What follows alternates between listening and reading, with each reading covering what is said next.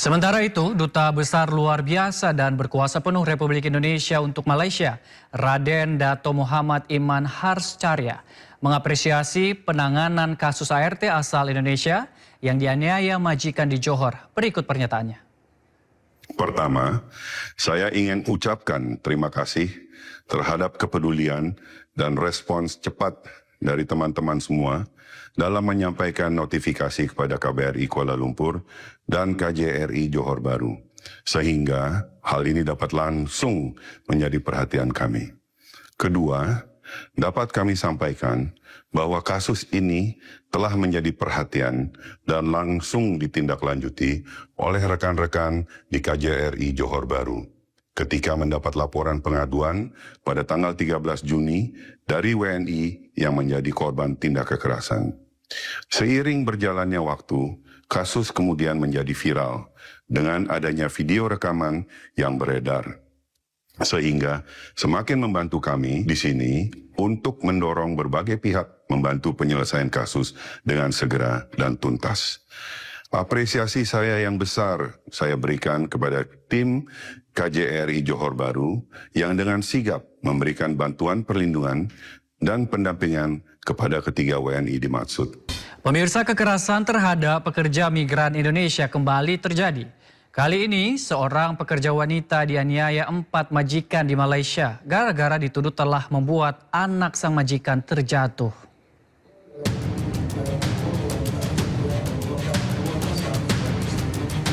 Kepolisian Johor, Malaysia akhirnya menangkap 4 pelaku penganiayaan terhadap seorang asisten rumah tangga WNI.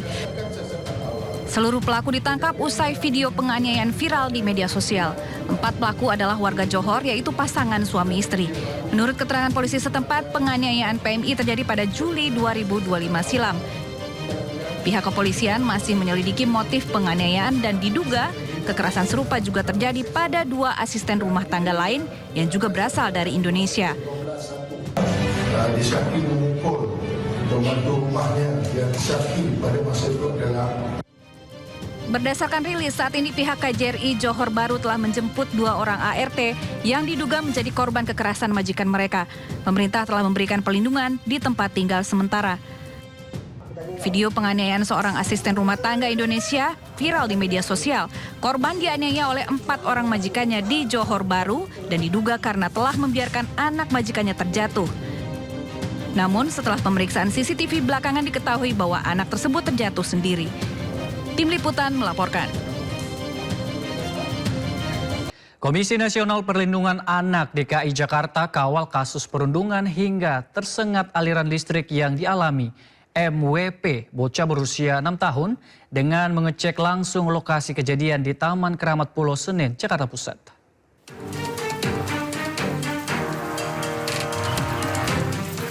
Ketua Komisi Nasional Perlindungan Anak DKI Jakarta, Cornelia Agatha, meninjau lokasi kejadian perundungan MWP bocah 6 tahun di Taman Keramat Pulau Senen, Jakarta Pusat.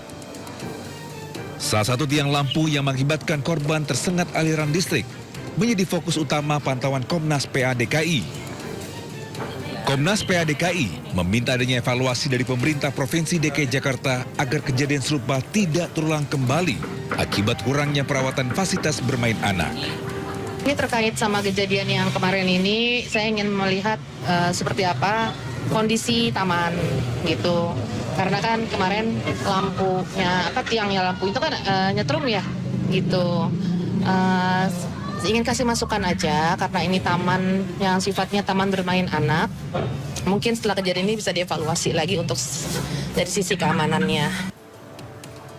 Sebelumnya, MWP bocah berusia 6 tahun mendapat perundungan oleh 2 remaja di Taman Keramat Pulau Senen, Jakarta Pusat pada 6 Juni 2026 lalu.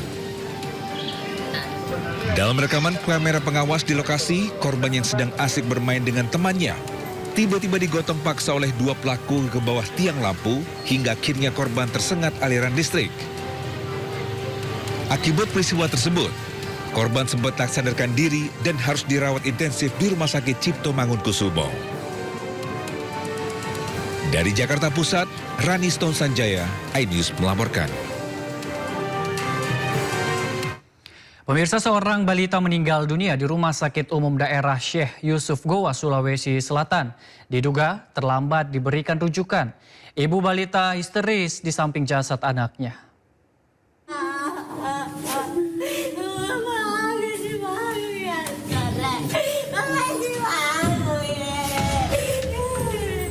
Seorang balita laki-laki berusia 2 tahun meninggal dunia sesaat setelah tiba di ruang IGD Rumah Sakit Syekh Yusuf Goa.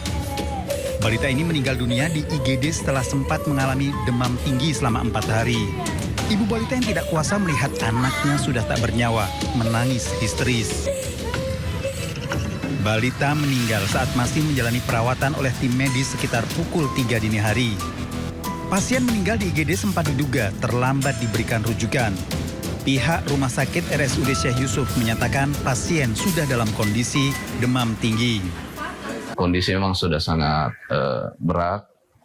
Dia datang dari rumah dengan demam di hari keempat disertai dengan sesak berat dan kondisi yang agak kuning pada seluruh tubuh. Ya. Saat itu kita memberikan rekomendasi rujukan menghubungi 3 rumah sakit tujuan. Pihak rumah sakit menolak memberikan rujukan secara langsung sebelum ada konfirmasi dari rumah sakit rujukan. Dari Goa, Sulawesi Selatan, Hukma iNews melaporkan. Seorang Crazy Rich asal Surabaya tewas tenggelam di kawasan pesisir barat Bangkalan, Jawa Timur. Korban diduga terpeleset, lalu terjatuh dan terseret arus laut. Sambil menahan tangis, seorang wanita berusaha memberi bantuan prosedur resusitasi jantung paru di bagian dada suaminya HS yang dikenal sebagai Crazy Rich Surabaya karena tenggelam di kawasan pesisir barat Bangkalan, Jawa Timur. Naas, meski beberapa kali terlihat sisa air laut keluar dari mulut, namun korban sudah dinyatakan tewas. Polisi dan warga terus meyakinkan pada istri korban bahwa suaminya sudah meninggal. Peristiwa berawal saat korban bersama 8 temannya menyewa perahu nelayan dan meminta diantarkan ke Pulau Karang Jamuang untuk memancing. Saat di lokasi, korban terpleset dari bebatuan karang dan jatuh ke laut. Bahkan satu teman korban juga terseret arus laut saat berusaha menolong korban. Yang nolong juga ke bawah arus, tapi alhamdulillah selamat. Yang korban itu sudah tidak bisa tertolong lagi. Akhirnya telepon kaptennya langsung evakuasi, bawa pulang ke sini, dan kami menghubungi dari pihak BPBD dan juga menghubungi Polairut.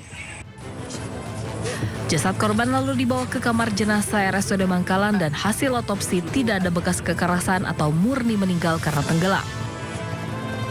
Dari Bangkalan, Jawa Timur, Taufik Syahrawi, iNews melaporkan.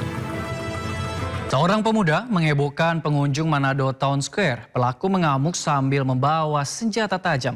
Akhirnya diamankan polisi. Pengunjung Manado Town Square panik dan heboh berlarian karena terdapat seorang pemuda bertelanjang dada masuk mal sambil mengamuk dengan membawa 2 senjata tajam di kedua tangannya. Pengunjung pun bergerak cepat membantu petugas keamanan dengan juga membawa kursi bahkan tangga aluminium agar dapat menghentikan pergerakan pemuda tersebut.